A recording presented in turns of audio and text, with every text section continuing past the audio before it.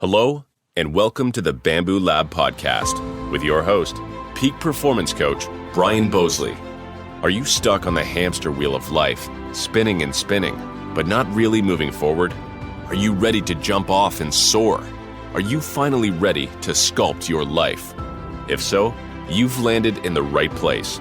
This podcast is created and broadcast just for you. All of you strivers, thrivers, and survivors out there. If you'd like to learn more about Brian and the Bamboo Lab, feel free to reach out to explore your true peak level at www.bamboolab3.com. All right. Welcome, everyone, to this week's episode of the Bamboo Lab podcast. I want to thank you for joining today. We have an amazing guest to share, actually from my hometown, St. Ignace, Michigan. This guy is a legend, but before we get to him, I'm going to read a heart letter we received. I believe it was late last week. It was pertaining to the episode we did with Sarah Mossett 2 weeks ago. This letter came in saying, I believe I saw this on LinkedIn or Facebook, and they tagged me in it, so I got to see it. It said, this gentleman said, I had the privilege of hearing Brian speak last night and turned into his podcast this morning. Listening to this episode as I ran, it was hard not to get a little emotional. Here I was with two working ankles and able to run, listening to one of the most positive people, Sarah, share her story of not being able to ever run again. Mindset matters so much, and Sarah's story captures the story behind the trauma and the daily opportunities to be a victim, and to be, the daily opportunities that we have to be a victim, and her mindset to not let it stop her and focusing on what she can do instead of what she can't do. So to that subscriber and that listener, thank you. And also to Sarah, I know you're listening, Sarah. You're changing people's lives. So thank you, my dear friend. All right. Today we have an amazing gentleman on here today. And I'm going to quick go through his bio. I'm just going to tell you a little bit about him, bullet points. We have Jack Martin on. Some people might know him as the author Jack Randy Martin, author of 4 books. You can find them on Amazon or any major outlet of that nature. I'll have a link to all of them on the show notes today. But Jack is a Christ of God. He's a child of God. Or not that great, Jack. You're a child of God. Yeah. Child of God. He's a father, husband, a patriot, motorcycle rider, writer, musician, triathlete, and zealot. And that's the one I love almost as much as the child of God. I love that zealot one. So, my dear friend, I'm so glad we finally were able to make this happen today. I know it's been a difficult couple of months trying to get us scheduled. But my friend, Jack, welcome to the Bamboo Lab podcast. Thank you. I'm glad to be here, and I really appreciate the invitation. Well, I share with you in the pre-show today, my mom is very excited for this episode to air. In fact, she's going to get a copy of this as soon as we're done today. She's like, oh, my goodness, I remember Jack when he was younger and growing up. So, Mom, this one's for you as well. So, all right, Jack, so I got to know a lot about you. You know, I know you're a little bit older than I am, so we didn't go to school together necessarily, but we've been friends on Facebook. We've talked on the phone. We have so many mutual connections, great friends. So I know quite a bit about you, but can you please share with the audience and with the listener out there a little bit about yourself, your childhood, where you're from, what or who inspired you growing up? Just share what you want, whatever you'd like. Well, all right. As you mentioned at the outset, I did grow up in St. Ignace, Michigan. I was born in Texas. I'm an adoptee. I was a prearranged adoption. And but Sam and Aline Martin adopted me and raised me as their own. So, yeah, we moved to Michigan when I was 5, actually. So then I lived pretty much my whole childhood and high school years there. My parents bought an old dairy farm from my mom's father. It had been the old Porter Brothers dairy farm out there in Portage Road. Everybody knows the location. Mm-hmm. And so I grew up dairy farming till I was 12. And thank God my dad sold the herd. Dairy farm's no way to make a living, let me tell you. Anyway, but in all that time, I was always a motorhead. I always loved mini bikes, motorcycles, snowmobiles. From the age of 6, I started pestering my parents incessantly. They finally gave in by the time I was 9, got me my first mini bike. Out there on the farm, we boarded a lot of local people's horses. And that was how I got acclimated to a lot of the older teenage kids at that time because a lot of them had horses. But once I got a mini bike, my horse riding days were over. And then in the following year, my mother won a contest. There was an annual contest Standard Oil used to do. They would have a winner in every town that had a gas station. They would win a free snowmobile. And so my mother won in 73. And so that was our first snowmobile. And then all of a sudden now I've got a mini bike and a snowmobile. And I was off to the races. So I started racing snowmobiles at a young age. By 13, I was racing the regular Michigan circuit, the MISA. And I was, toot my own horn here, in 1976, I was third place in the MISA in junior stock. So, and I still have a copy of Greg Means. He was a former writer for the St. Ignace News, did an article on me one time, and I still kind of treasure it. But anyway, in all those years, I was always motorcycle freak, car freak, snowmobile freak, anything with engines, anything with drivetrains, anything with any of that. And, like the joke that my sister once made was that while the other kids are reading Huckleberry Finn and Little House on the Prairie, I was reading, the thermodynamics of the internal combustion engine and the basics of the Muncie close ratio 4-speed transmission, which is true. I was reading those things. And anyway, so fast forward to 15, my parents separated, and my dad went to Texas to work with a lifelong friend of his down there. So the summer of 78, I spent the summer with him down there working, and that's when I bought my first hot rod. I had a 68 Chevelle 396. The people that are about my age in the hometown there in St. Ignace, they still ask me about that car. I did have it many years, and so we drove it. My dad and I drove it from Texas to Michigan and barely made it. The thing was a pile of junk until I really got working through it. Throughout high school and even before that, I played all the regular ball sports, football, baseball, basketball, but I quit basketball in 9th grade and started into wrestling. I also was really into band and everything. I played alto saxophone and played also the bass drum and marching band. And that led me to a very, very close relationship with Wayne LeGreve. He was a band director for, 30 years maybe. Yeah, he was there when I was there. Yeah. So, and he was like a second father to me during the years when my parents were separated. I love the guy, and we stayed in contact up until he died. And another adult man who became a good friend of mine during those years was Ed Ravy, and he was a local banker, car buff, and he's the guy who created and founded the show currently known as St. Ignace, the St. Ignace Car Show, which is internationally known. And that was in 76, the first year that he did that. And it was called the Streets Area Antique Auto Show. But anyways, can I stop you for a minute, Jack? There's just a coincidence there. Wayne LeGreve actually took me up in his airplane a couple of times. Yeah. And I remember him driving me to Pellston. And in the air, he says, "Okay, you take control. Keep the nose of the airplane." Yeah, I got to do that too. Oh my gosh! Like keep the nose an inch below the horizon. We weren't doing instrument flying. We're just doing manual flying. And and all of a sudden, the nose started going up, and I panicked and I pulled back, and that thing went right up in the air. And he grabbed his, his whatever you call it, steering wheel, whatever you call it, stick or the yoke, yeah. And he got us back down, and I was sitting there shaking. So we landed in Pellston. We had a cup of coffee, got back up. He goes, "Okay, take it again." I said, "No way." He goes, "Take it again." And so he let me fly back to St. Ignace.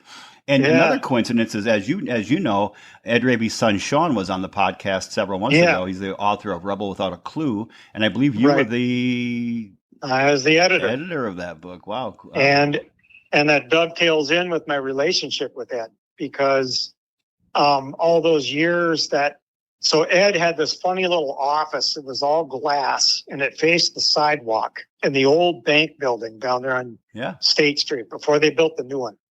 And you could see him. You just walk past, and there he is at his desk right there.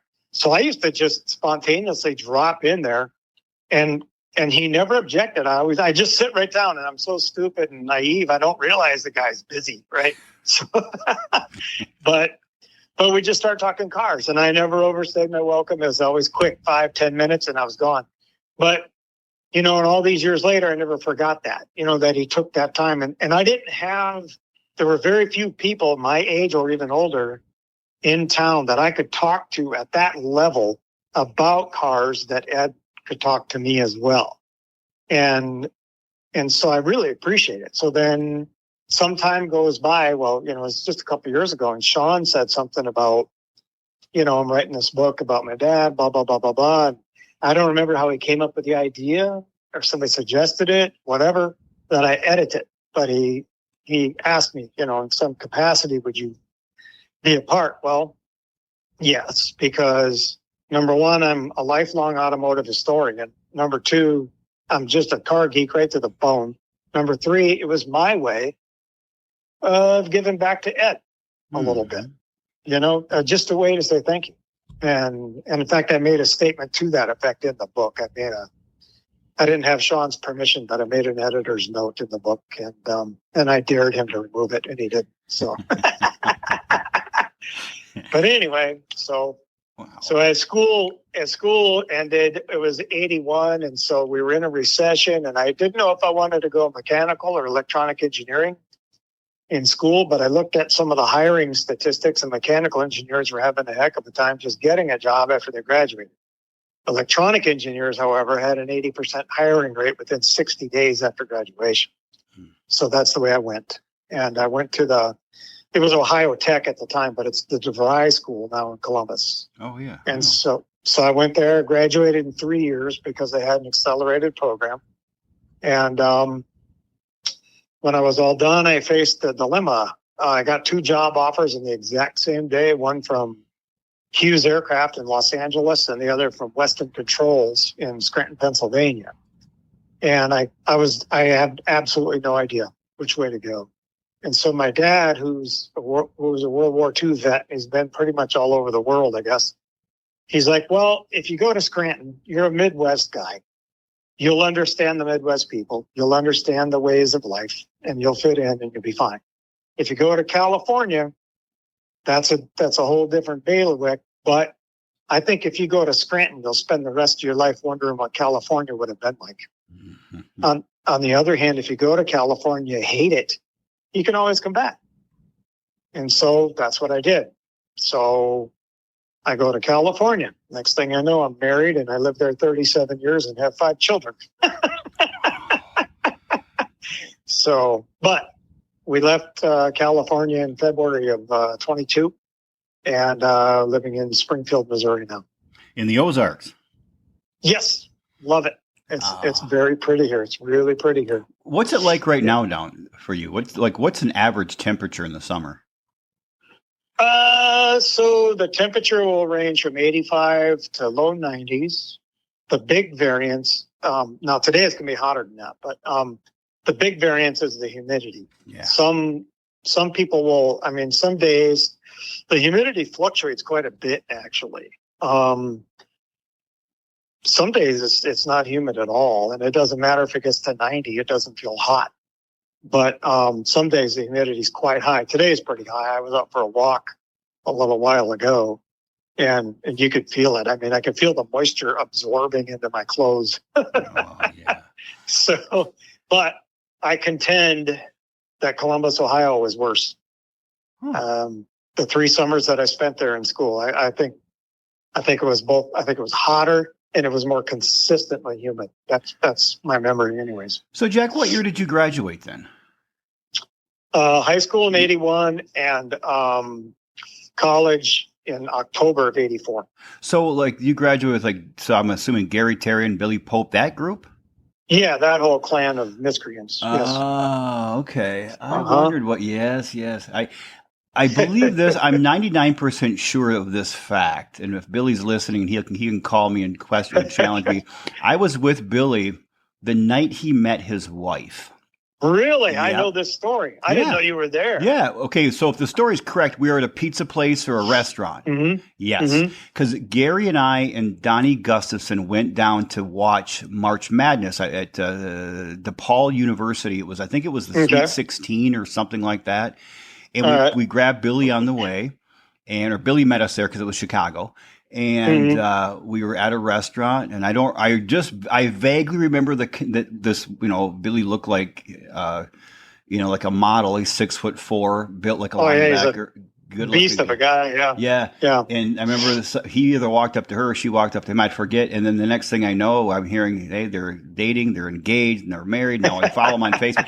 He stops and sees my mom once or twice a year, every year. Yeah. And I got to see him maybe 3 or 4 years ago. I was over there. He and Donna were over visiting, and I was coming through to go to my deer camp property, and I stopped and got to take some pictures of he and his mother. So Yeah. that's crazy. I thought that was He calls his mom and your mom when they're together. He calls them Thelma and Louise. I know. Yeah, he'll put on Facebook, where are Thelma and Louise headed off to today? So, Yeah.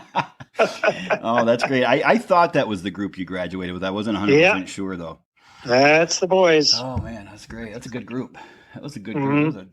So, and pick your time frame on this, Jack. I always ask the question: 12 months, 24 months, whatever it is. What do you think in the last couple of years of your life has been your greatest learning?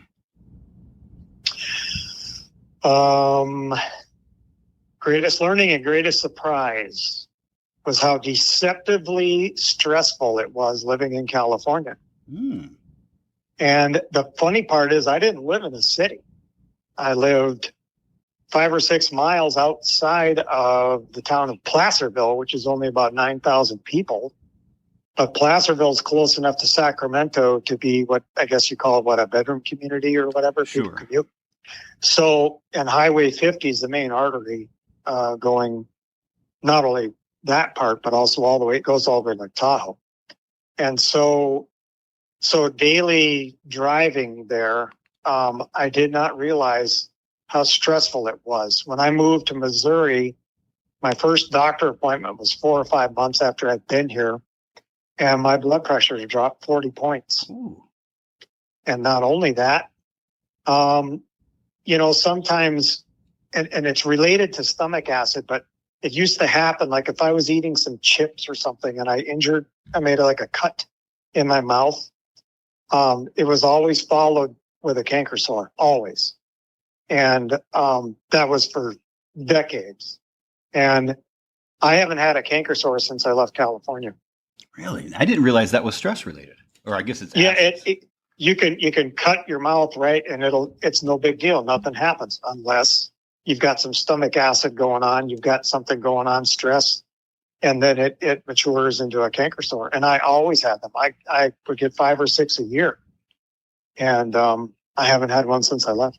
Oh, so you guys are happy to be in Missouri then? Oh yeah, very much so. That's good to hear. Mm-hmm. I know. I want to talk a little bit about you got so many stories, but I'm going to jump right to the most difficult question I ask everyone. Jack, is All right. What has been the most difficult thing you personally have gone through, and then what are you or what have you done to scale that wall and overcome it? So a period of time from about the fall of 1992 to early 97. I was married, had 2 young children. I was working 3 part-time jobs, trying to make ends meet. And those jobs were always in danger of even going away. During that period of time, the economy in the whole Sacramento area, I was living in a suburb called Orangeville. The economy in that entire region was struggling, and the tech industry was basically non-existent. And so I drove limousines. I had a newspaper route. My motorcycling experience actually paid off because I had a job as an escort, a motorcycle escort for funerals and processions and things like that. So that, and I did I remember I did a security guard stint for Hewlett Packard, and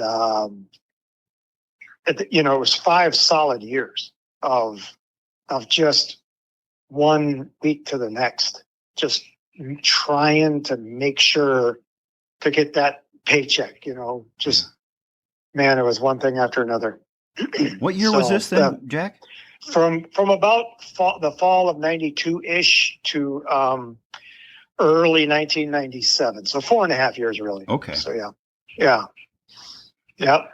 Wow. And then that came to a merciful and abrupt end when I finally got hired with a company called All Data. And I was able to parlay my tech experience into a stable, salaried job that kind of slowly but surely kind of pulled us out of that scramble, I guess you'd call it. Yeah, you were in your early 30s then. Yeah, I was. So 92. I would have been nearly 30 when this all started, and I think I was 36 when I got the job at All Data. Well, I'm going to jump on something that's not a question in here, but it's something that you and I spoke about when we talked back in, I don't know, it was maybe May, I think it was when we spoke, mid-May or something in there. That was about that. Yeah, when you said, I always like to ask when I do a pre-talk with, if I get an opportunity to talk to somebody prior to the episode being recorded, is, hey, what would be a good primary message you want to talk about, Jack? And you made the comment, it was real quick, it came out of you like lickety-splickety, it was, don't wait. Mm-hmm. And when you said that, I saw 3 exclamation points after that demand, don't wait. It was that profound. Can you expand on that for the listener out there? Explain where that came from and, what that means to you and what kind of message we can take from that. Sure. Shoot. Bear with me a little bit. We're here with you, brother. Because I get a little emotional about this one. So in 2008, I got diagnosed with prostate cancer, and obviously I survived. But until that time, so 2008, so what was I? I was 45. So like a typical person, all my adult life, pretty much there's, one of these days I'm going to do this. One of these days I'm going to do that. And I had kind of a laundry list kind of running in my head about these things that I was going to do. And they weren't just pipe dreams. They were things that I felt I could do. And one of them was write a novel. I had ideas for stories.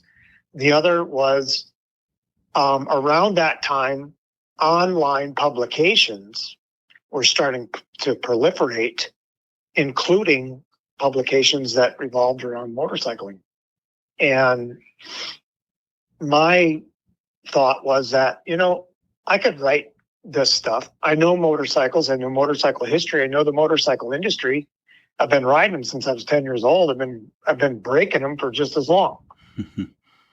And so I didn't do it, and then there was thought about, making a motorcycle trip or something, and just these things. And so all of a sudden that diagnosis comes along, and I'm just like, what the hell am I waiting for? And what really hit me was that my wife worked in the healthcare field for Kaiser Permanente. Okay. And I remember one time she told me the story of this guy who came in healthy, fit. He was either a marathoner or a triathlete or whatever. And that's why I kind of stuck in her head to tell me this story, because I was doing triathlons and stuff. And he came in, he wasn't feeling particularly well, and his color was a little off. And it turned out he had pancreatic cancer, and he had a month to live. And so I'm like, okay, and this is after I already had my cancer diagnosis, right? And I was already going through my treatment. And the prognosis was good. I had no threat to my life at the time. But I thought to myself, what if I was that guy? Yeah. You got a month. I'm like, when would I have written my books? When would I have tried out or submitted an application or whatever to a motorcycle publication? When would I have taken that next great road trip? on my bike. There wouldn't have been time. So anyway, that story that she told me, and then along with my own diagnosis was, it was a big kick. And to be perfectly honest, although there's been some negative side effects, I suppose, from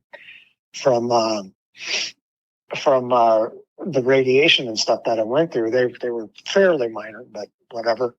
The cancer, ironically, was the best thing that ever happened to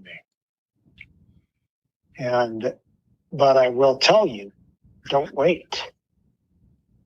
So I got off my duff and I immediately started writing my first novel. I applied to 5 or 6 different motorcycle publications, and I actually landed a job with, it was called examiner.com, and they were sort of like USA Today. They covered everything. They had everything. And my title was Motorcycles Examiner, and I had it from 2009 through 2016. And I wrote it down here. I had 219 articles that I wrote in that time with pictures and videos. I met almost everybody there is to meet in the motorcycle industry, that being not only the industry people, but racers, crew chiefs, promoters, heads of marketing of American Honda, Yamaha, the United States. I met all those people. And I would have never done it. Right. And then the books, that got me going, and I've written 4 novels since then. And, but, don't wait. And you don't know if you're going to get a cancer diagnosis like I got, which gave me time. Sorry. Oh, you're which fine. Gave me time to recover and to pursue. Or if you're going to get the diagnosis that other dude got, and he had a month, you don't know. You don't. So don't wait. And since that diagnosis, how many road trips have you taken? Oh my God! I know it's all over Facebook. Every time I see you, now it's on your beauty bread cat. And so I guess the first major thing that I did, and I've thought about it since I was a kid. There's a thing called the Iron Butt, and it's a legitimate organization, the Iron Butt Association, and it's where you ride a motorcycle 1,000 miles in 24 hours or less. And I'm just like, I'm getting my iron butt. I'm getting it. And I did. And then, and to be honest with you, in the Western states, Nevada, Utah, California, where I rode, it wasn't even that hard because I had a Honda ST 1300 and it'll run 90 miles per hour all freaking day.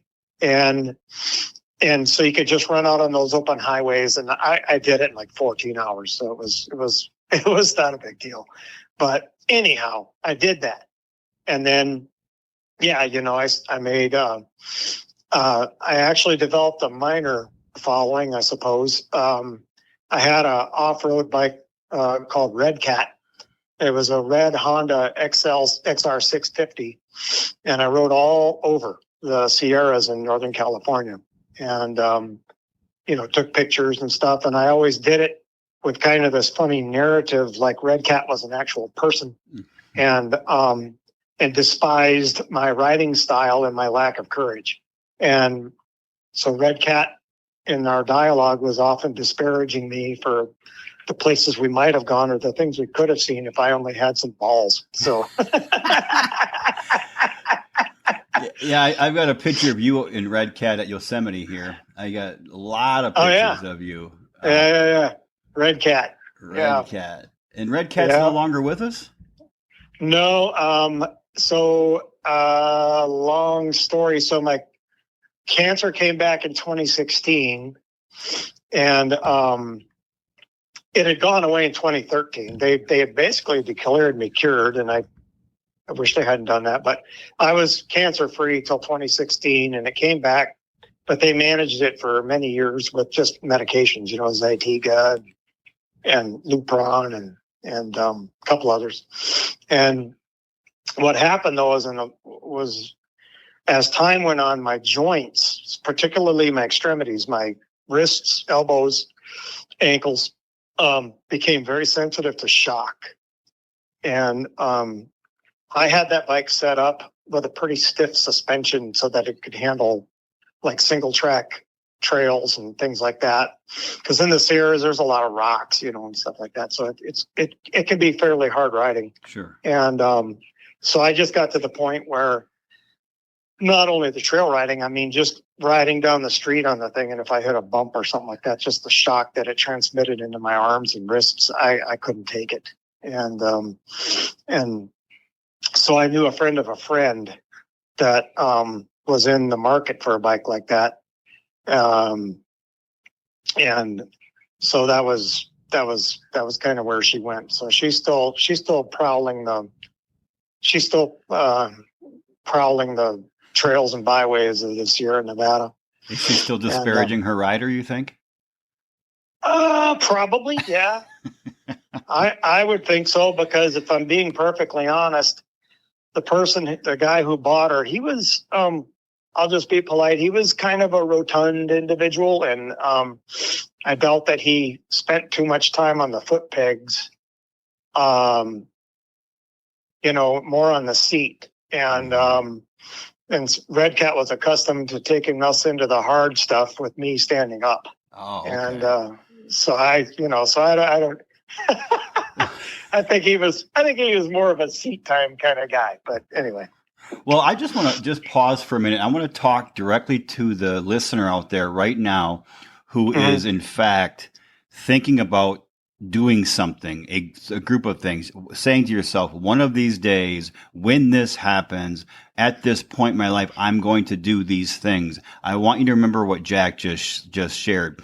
And up until 2008, when he was diagnosed with prostate cancer, he was 45 years old or so, had been talking about writing a novel, had been talking about, writing for an online motorcycle publication, wanted to take a road trip. I mean, all these things that we all do this. I mean, I'm thinking right now, as you were talking, Jack, I'm thinking of all the things that I keep saying I'm going to do, Sure. whether professional or personal. Take Jack's advice right now. Don't wait. Jack was fortunate enough to be able to now do those things and written so far 4 books so far. He published 219 articles, and he's gone on multiple road trips on Red Cat and other bikes, and has earned the Iron Butt distinction. Mm-hmm. Get out there and do it, man. Don't wait, because you might be that guy who comes in and says you have a month to live. So just get out there, man. Life is so beautiful. And I started feeling guilty as you were sharing your story, Jack. I was like, oh my God, here I am thinking about, I'm going to start doing this, and I got to change this. I want to move on to this. I want to add this to my life, take this away from my life. I'm going to quit this. And I'm like, holy cow, man. That I think that is the best advice I've heard in so long, and it's so simple, yet so damn powerful. Don't wait. Don't wait to tell your husband or wife that you love them. Don't wait to grab that baseball and go out and throw catch with your son or daughter. Don't wait to take that trip. Don't wait to start that side hustle. Don't wait to take, to write that book. Whatever you have in your heart, start it now. The best time to have done anything you want to do was yesterday. The second best time to do something you want to do is right now and today. So start now. So thank you for that amazing wisdom. Absolutely. Whew. It was kind of a revelation, and some of it came through the school of hard knocks, if you will. But boy, I'll tell you, I've already said it 3 or 4 times just in this conversation. Don't wait, because you don't know. And that is, we already know what the title of today's podcast is going to be. It's just that simple. What right now, Jack, for you is, I've always loved following you on Facebook. And when I was talking to my mother yesterday, I stopped in to see her on my way home after being gone for 3 weeks. And I told her I'm going to have you on. Like I told her, she's excited to hear this episode. And I said, he's a really interesting dude. I said, I get to follow him on Facebook.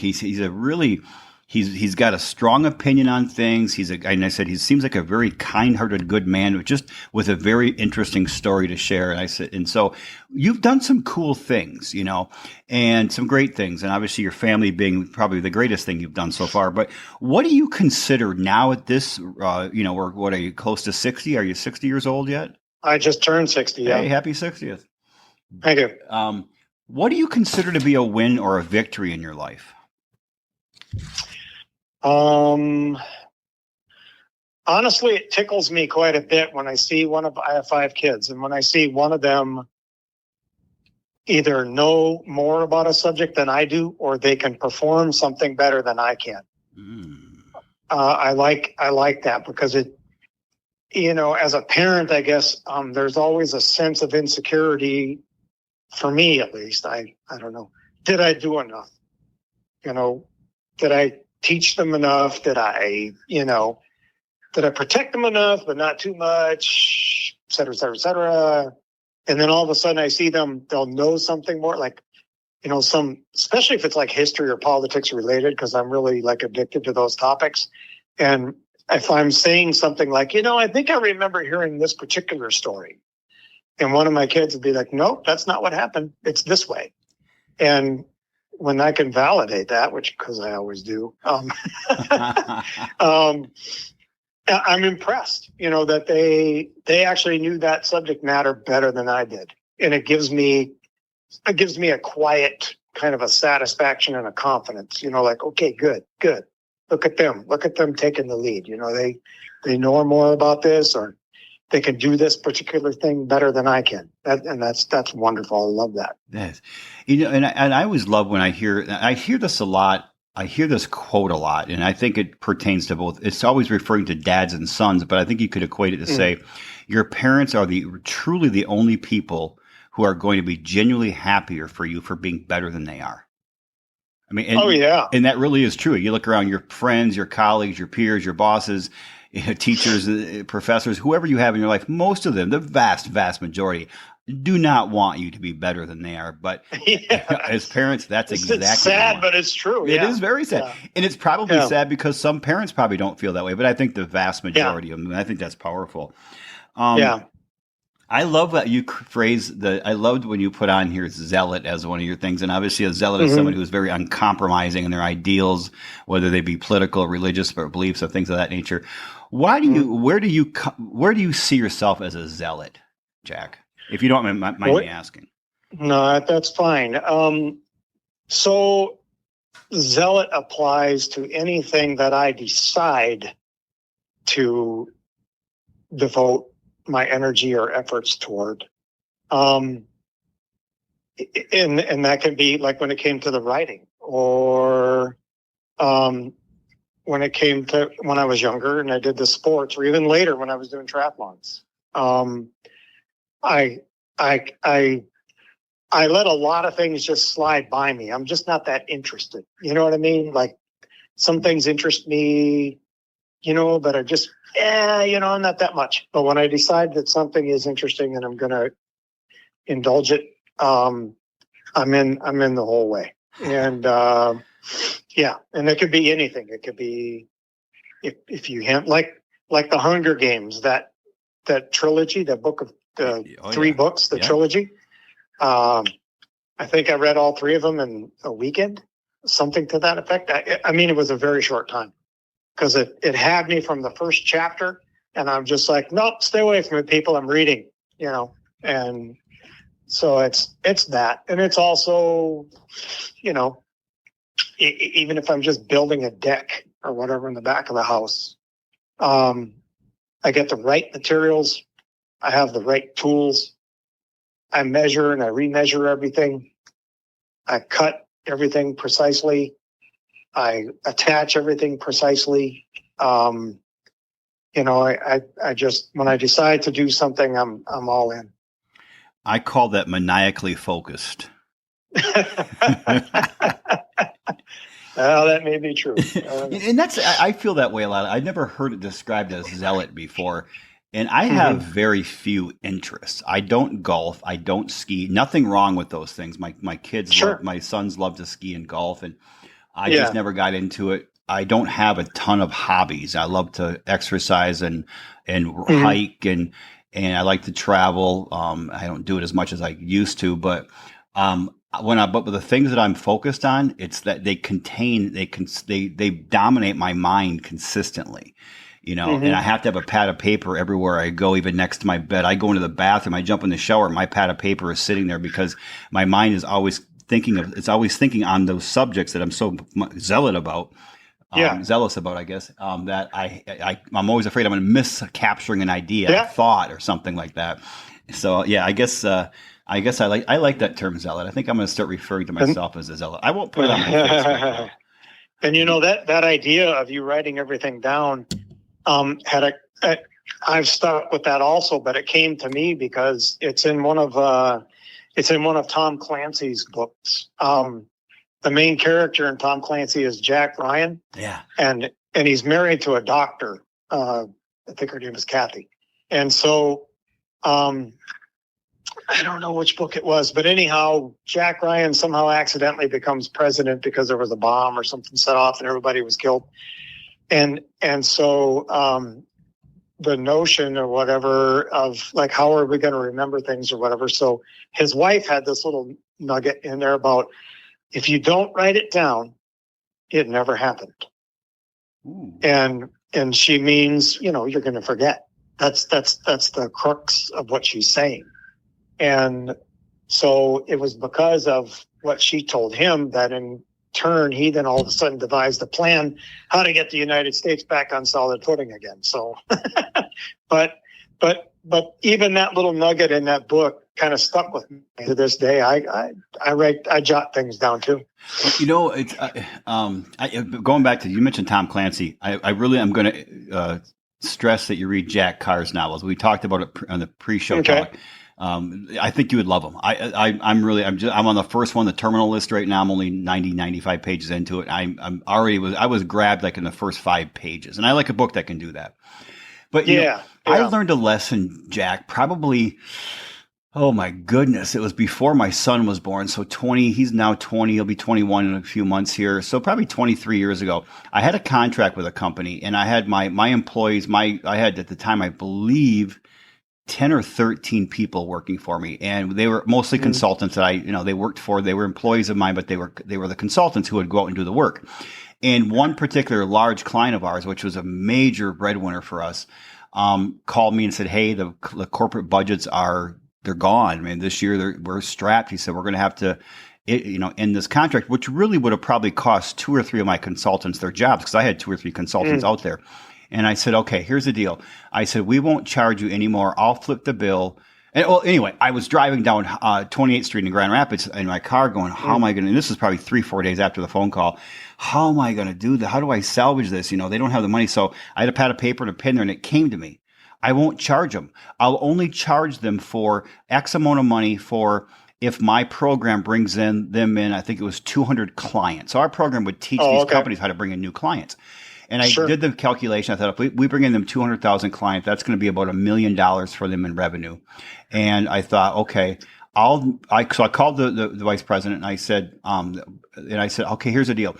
I'll continue with my people, sending them out to you for the next 3 months. If my program does not help you guys bring in 200 clients, I charge you nothing. So if we end at $199, you pay us nothing. If we end at 200, you have to pay us, I think it was $120,000 or something. That was a lot of money. I mean, it's a lot of money today, but 25 years ago.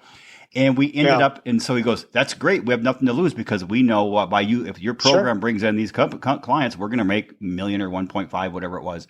And we landed at 203 clients. So we got paid. Oh my gosh. And I thought, so that idea of having that pad of paper and that pen was worth $100,000. Yeah. Not just to me. I paid out my consultants as well, but they were getting paid regardless. So, and I thought, I'll never go anywhere without a pad of paper and a pen. And I don't go anywhere. So I have one sitting right next to me, and every chair in my house, bedroom, bathroom, all have a pad of paper and a little pen sitting next to it. So I love that idea. So, okay, I'm going to take you back now. Right now, I'm going to come to the Ozarks. We're going to come. I'm going to bring my time machine today, Jack. We're going to sit down. We're going to shoot in that thing. We're going to take you back to. I don't care. You pick the age, 20, 30, 40, maybe at 45 when you were diagnosed, something, and you're going to sit down with your former self and you share with the audience member out there. What would you tell your former self? Like, what piece of advice, words of wisdom, recipe for success would you give? For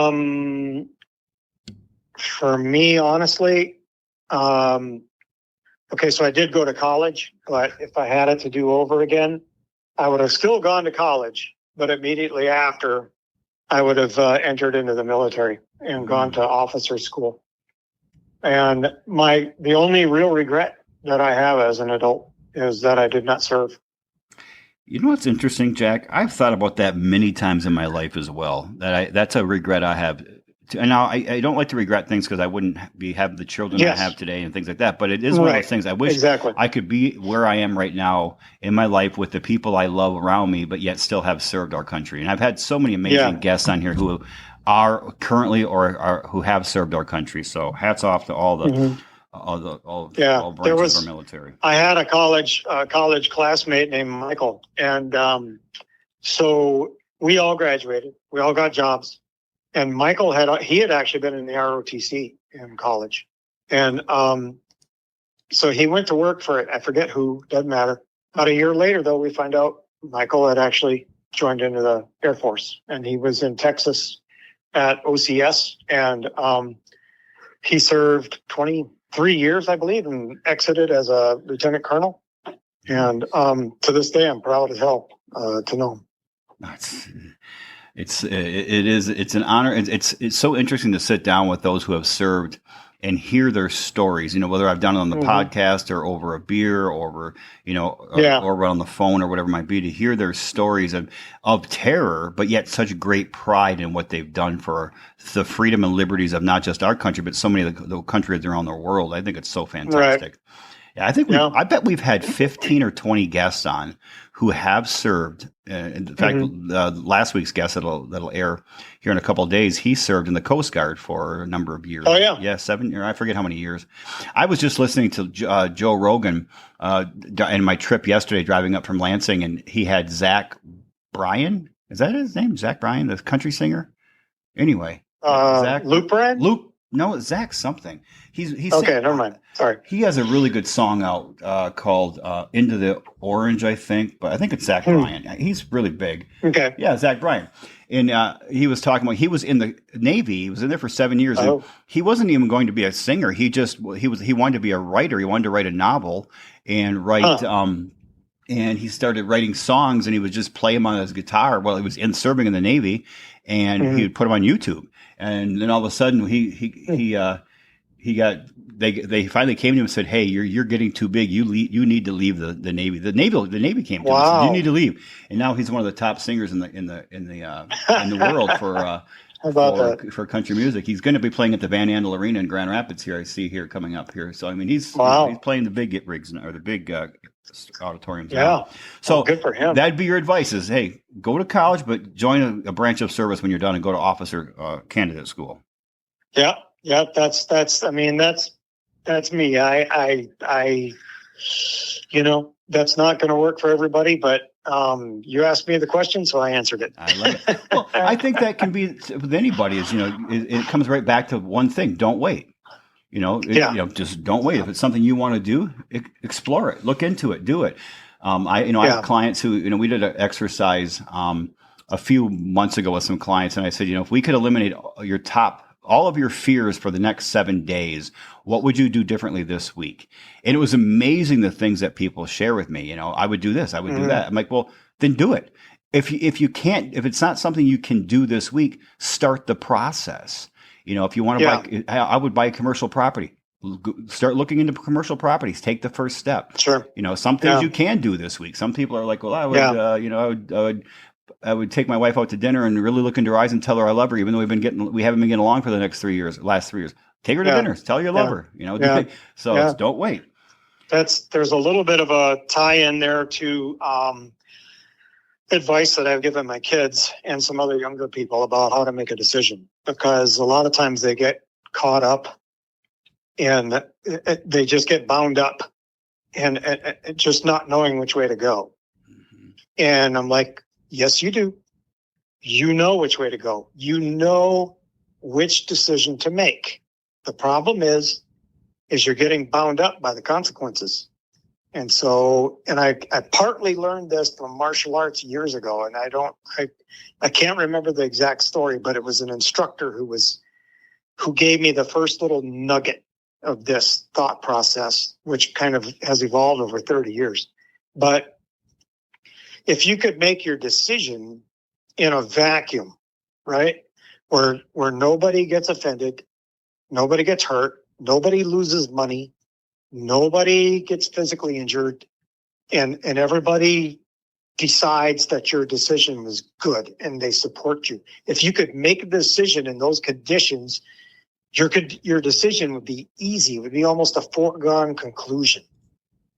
Okay, so make that decision. There's the decision. Now there's the decision. You have it. Now you introduce the consequences. Maybe one at a time, maybe whatever.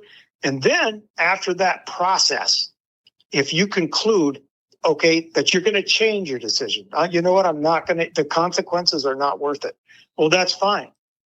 You've made an honest appraisal. You've made an analysis of the decision you want to make. You've weighed it against the consequences and you decided not to do it. And so I don't think the kids have listened to me all that much when I'm trying to pontificate this stuff to them, but that's, I have given that advice many, many, many times in my lifetime about how to make that decision. And because people, when they start to even think about the decision, they get all bound up with the consequences. You know, Aunt Mary is going to have her feelings hurt, or I'm going to lose $10,000, or, you know, whatever. And no, make the decision in a vacuum. Then contemplate the consequences, and you will arrive at a decision that you will live with. You'll be able to sleep at night because you know you made an honest appraisal.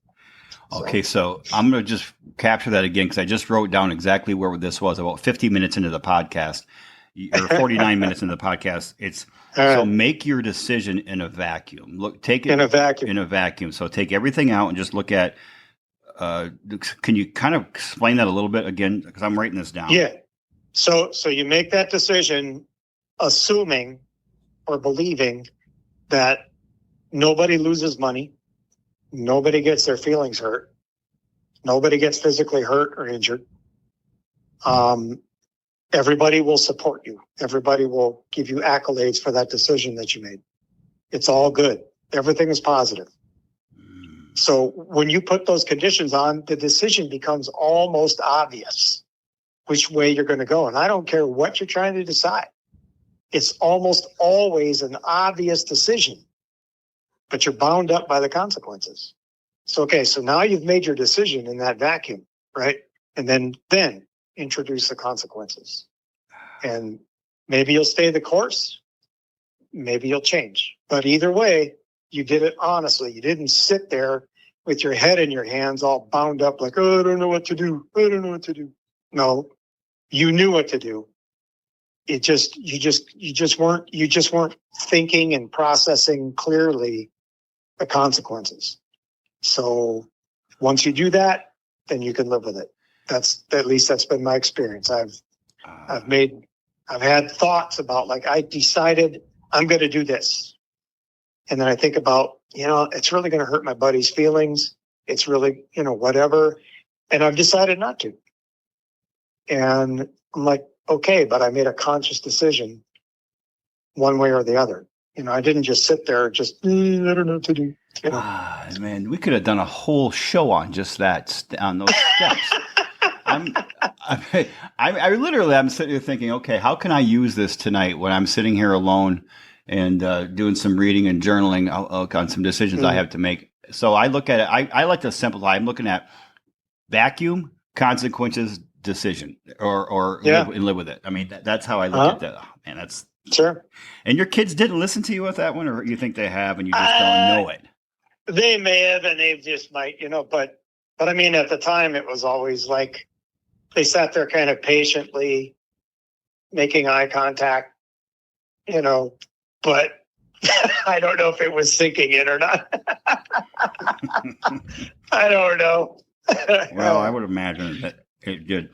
I got a question. What's next for you, brother? I mean, you got any more book? What's the next big thing for you? Well, yeah, I am working on the next book. And I'm sketching out a one after that. The second one will actually be my first murder mystery, and that's going to be a stretch for me. But honestly, the next big thing for me is Friday. I start chemotherapy, and so I will be doing chemo every 3 weeks, apparently into February. Okay. So I just completed 2 weeks of radiation, and that attacked certain tumors where they were, but there's other tumors that it couldn't do. And so I'll be going through what is it called? Docetaxel or something like that. Some nasty old thing, that could make my hair fall out and, make me less attractive. And dude, you have good hair, man. I looked at your wedding. I looked at your wedding photo. I think Donna put it on the Facebook, and a year ago, because I Googled. I'm like, wow, man, you have like George Michael hair. you still have good hair. Maybe there was a day, it's still. I mean, for guys my age, yes, I still have a pretty thick head of hair. But, Well, I just want to share, I want to share with the audience out there. We had this podcast interview scheduled for a couple of months ago. Mm-hmm. And I think a couple of days before we were scheduled, you shot me a text or a call and said, "Hey, this is what's happening, Brian." And you're like, first thing you said, "Don't you dare feel sorry for me." And you said, we're not waiting to do this. We're just going to postpone for a few weeks, but we are not waiting to do this. So I think that shows so much of your character and your integrity and your grit, man. And I just want to share. I want to just share with the audience out there for a minute. And I know you wouldn't ask for this, Jack, and maybe you won't like me saying this, but I'm going to ask anyway. I'm going to ask the audience members out there, please put Jack in your prayers. Give him, send him your strength. Ask the Lord to give him all the positive and strength that he possibly can muster for him. And if you don't believe in prayer, send positive energy and positive thoughts to Jack. I appreciate that. All that positive stuff, man. That quantum physics, whether you call it prayer or quantum physics or energy or manifestation, whatever it is, that shit works. And I believe strongly in the power of prayer. So you've been in mine now for the past 2 months, each morning and each evening, and you will remain there. But not because of pity. It's just because I want to give you everything I can. So let's get all the hundreds of thousands of people out there sending some good vibes towards you, man. Thank you. Yeah, I've told my coworkers, the ones that I've revealed all this to, and I'm like, because sometimes, I work from home, right? I'm a software contractor. So I work from home, and the mothership is up in Topeka, Kansas. So we have a few meetings a day that are on Teams or Zoom, Teams with video. And so I've warned them, about what's going to happen in the future as far as my hair falling out and all that stuff. And I'm like, I have one rule, and that is no pity. Don't you dare. No. Oh, Jack, we're so sorry. No, jokes. I want to hear jokes. That's what I want to hear. I want to hear jokes, and they better be full of sarcasm and deprecation, because I'm not going to be happy if you're trying to throw that pity on me. I don't want to hear it. So, well, you're finally going to learn and realize what it feels like to be a bald man like me. You save a lot of money on shampoo and conditioner. I can tell you that. And the irony of all of that, the irony of the whole thing, is I have ridden a motorcycle my entire life. Well, since 10. I've always worn a helmet in it. And I swear to you, it's true. I would have never cared if my hair had fallen out, because it would have just made it. I wouldn't have had to get haircuts so often to keep my helmet fitting, right? Because when the hair grows out, then all of a sudden the helmet gets tight. Yeah. And I got to go get another haircut, All those decades, I wouldn't have needed my hair. I wouldn't have cared if I had it or not. And, so it's just kind of ironic. But Well, anyway. you do save money on haircuts. I forgot about haircuts, and even though my haircuts I would go to Bullricks and get a $9.99. I went to Bullricks the day of my wedding and got a $9.99 haircut. Number 4 on the top and number 2 on the sides. I keep telling them. There you go. So, but you buy this little thing. I bought it. It's like a little, I don't even know what it's called. It's a head shaver, and it gets it right down to but then the other day I let it grow a few days, and then Melissa said, "I like your hair with a little bit of 5 o'clock shadow on it." So I went back to the old trimmers for our beards, and I just take the guard off, and it kind of, so I have a little stubble on top of my hair. I'm like, I don't have to look at it. If she likes it better with a little stubble, I'm going to keep it that way. But I mean, there you go. I remember one time where I decided to cut my hair. One time I was speaking in actually Detroit area, and I had long hair. I was a long-haired bald man. I had long hair, everywhere, but I had that thin hair on top, and it looked great in a ball cap. You look like a rock star. But then when I'm speaking in public, of course, and afterward, the person who hired me to do the speech, I knew the guy. He was a professional colleague years and years ago when I worked for American Express, and we went to lunch after we were talking. He goes, "Dude, what's up with your hair?" I said, "What do you mean?" He goes, "You look like Fraser Crane." Remember Fraser from I'm like, that was it, man. I went home and cut it, and I shaved it right off. I'm like, no more of that. So I just decided to grow a beard. But well, Jack, one final question as we begin to wrap up. Is there a question that I didn't ask that you wish I would have, or is there a final message you want to share with the Bamboo Pack audience? I don't know. I guess I want to, as an adoptee, if there's any adoptees or, out there, my life was just 3 years ago, I was able to locate and connect with my birth mother and the siblings. And, so, it's a peculiar feeling in some respect to be an adoptee, even though, believe me, Sam and Aline, I had a hell of a childhood, believe me. And they sacrificed, because at our income level, there was things I got to do that other kids didn't, just because my parents were willing to make other sacrifices, right? So that myself and my sister were able to have things and do things. But as an adoptee, the peculiar thing was that I walked through the world and nobody looked like me. And it didn't ever really bother me, but it always kind of made me a little bit curious, And so that was the reason, though, that I valued my friends so much from childhood. Hope you don't mind I drop some names like Jim North, Heather Mitchell, people like that graduated with me in 1981. I knew them since kindergarten. And the reason I treasure those friendships so much is because they were the ones that knew me from childhood. They were the ones that could tell all those stories that normally family kind of tells, because everybody is the same or everybody's of the same lineage. Anyway, but you look back on the way that the young gal, her name was Grace Moore, that's my birth mother, in Texas. And she had to make a very difficult decision as a 19-year-old. How can I support this child? I can't, So she already knew my mother. They had a casual relationship. I think she was her hairdresser. And so it was a privately arranged adoption. So, two people, Grace and Aline, my mom, both made momentous decisions in their lives that affected me. And both of them, turned out to be for the positive. Right. And so I would say to anybody that's in that whole chain, whether you're an adoptee, whether you adopted a baby or whether you took one in, it's a special arrangement. It's a special relationship in each direction.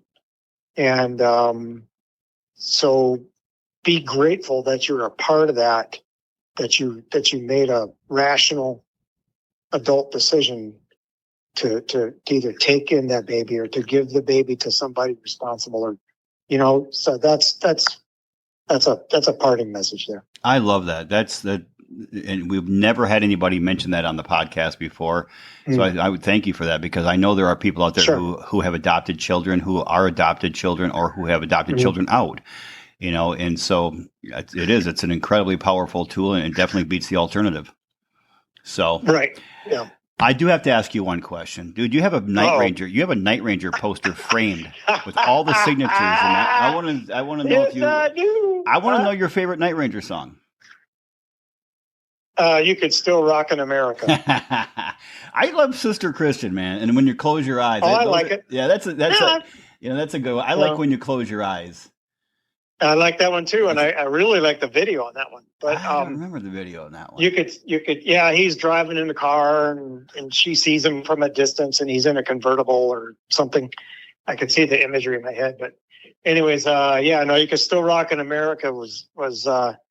It cannot be the first Night Ranger song I heard, but it was definitely the first one I'm like, oh man, I dig those guys. Yeah, Melissa and I have talked about Night Ranger a few times. I think we listened to, when we were having a glass of wine or a drink, we'll turn on like the '80s classic rock, Oh, sure. And there's a hodgepodge of and here's the crazy thing, Jack. I've never dated anybody who grew up in the 80s. And it's so refreshing to be with somebody who understands the music that we grew up in and loves the music, Yeah. And so it's beautiful to be able to share those songs with somebody who actually has memories, and because songs bring you back to a point in your childhood, high school, college years, whatever. Yeah. It's so cool to sit there. Oh my gosh, this song reminds me of the prom, or this one reminds me of my first date, or the football game, or whatever it might be. So.